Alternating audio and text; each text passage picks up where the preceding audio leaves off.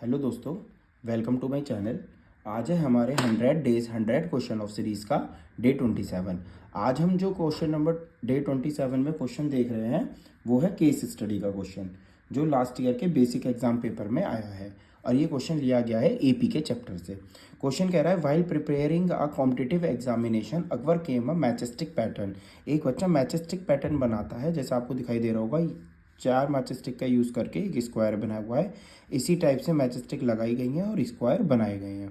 ठीक है, तो पहला क्वेश्चन इसमें कह रहा है what is the first term and common difference जब स्क्वायर बने। जैसे आपको इसमें दिखाई दे रहे हैं 1 स्क्वायर, इसमें 1 2 3 4 5, इसमें 5 स्क्वायर है। तो इस टाइप से अगर इसकी फर्स्ट टर्म क्या है और इसका डिफरेंस क्या है, इसी टाइप से अगर हम मैचस्टिक को देखें तो इसमें 4 मैचस्टिक हैं, इसमें कितनी है इस टाइप से बताने हैं। तो आइए स्टार्ट करते हैं ये वाली केस स्टडी जो इंपॉर्टेंट है, जो ली गई है एपी के चैप्टर से।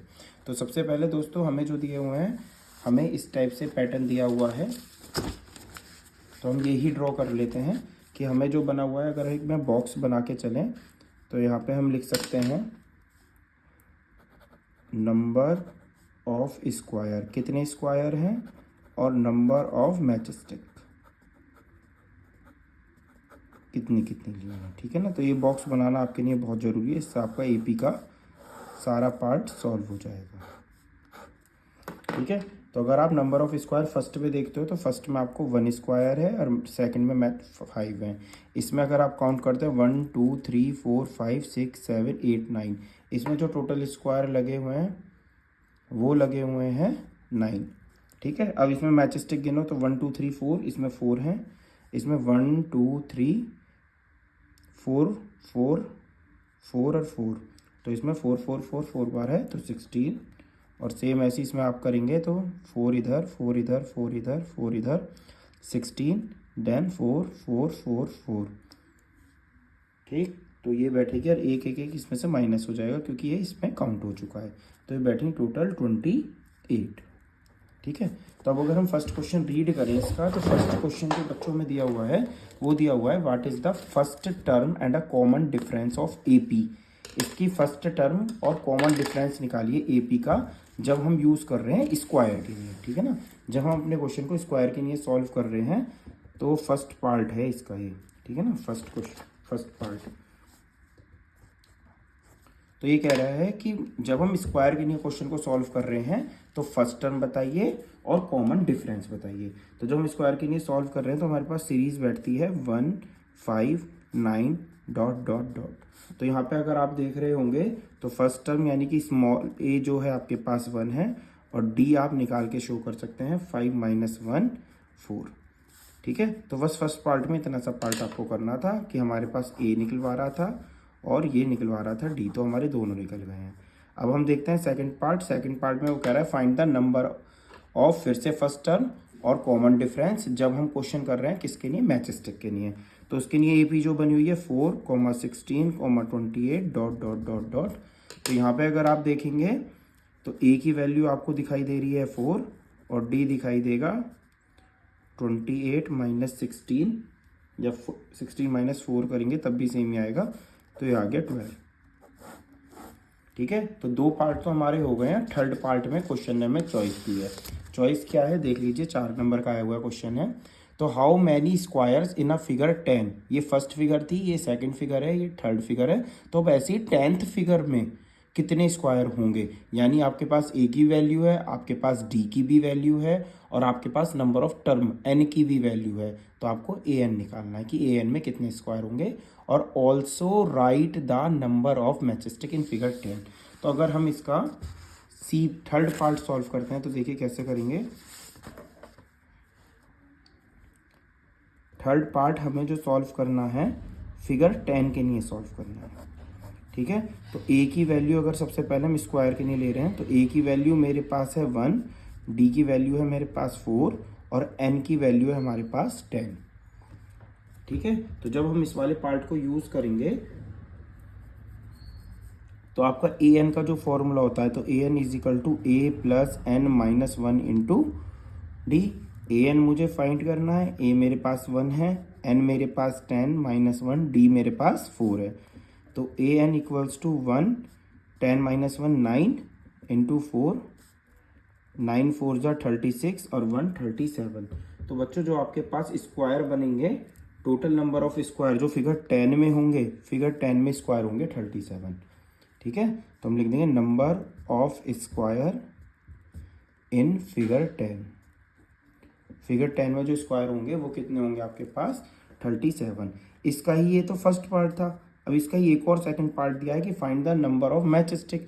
मैच स्टिक के लिए कितना होगा, तो अगर हम मैच स्टिक के लिए देखते हैं कि कितनी मैच स्टिक लगेंगी हमारे पास, तो ए मेरे पास है 4, डी मैंने अभी निकाला था इसका 12 और एन हमारे पास फिर से है 10। तो फिर से लगा दीजिए, तो A 10 equals to A plus 9d। तो ए मेरे पास 4 है, ये 9 और डी मेरे पास 12 है। 12 9 जा 108 प्लस 12, तो ये आ गया 112। तो 112 मैच स्टिक होंगी इन अ फिगर 10 और स्क्वायर कितने होंगे आपके पास, स्क्वायर होंगे 37। ठीक, अब इसके बाद इसका एक और वाला पार्ट भी आपको गिवन है कि अगर आपको वो करना है तो आप वो भी कर सकते हैं। और वाला पार्ट क्या है, और वाला पार्ट कह रहा है 88 sticks in a figure M. मान लीजिए कोई फिगर एम है, उसमें कितनी स्टिक्स हैं, 88 स्टिक्स लगी हुई हैं। तो और वाला पार्ट रहेगा इसका थर्ड पार्ट का। तो इन अ फिगर एम, अब की बार कह रहा है कोई फिगर एम है और उसमें ए एन हमें दे दिया 88।